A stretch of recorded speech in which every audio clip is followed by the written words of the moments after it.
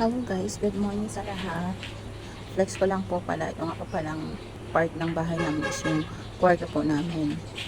Ito pong kwarto na to, bali nagawa po namin to nung after ng Yolanda. So parang donate po siya ng NGO.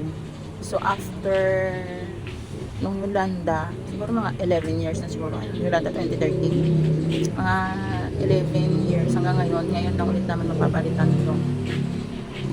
So, delikado na kasi siya kasi nagla-landslide na yung gilid. Ayan, nagla-landslide na yan.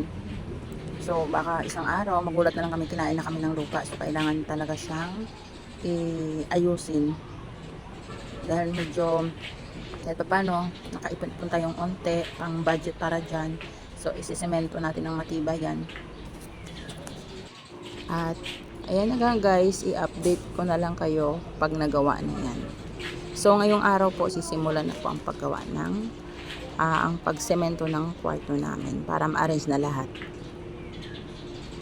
So, yun lang at bye-bye!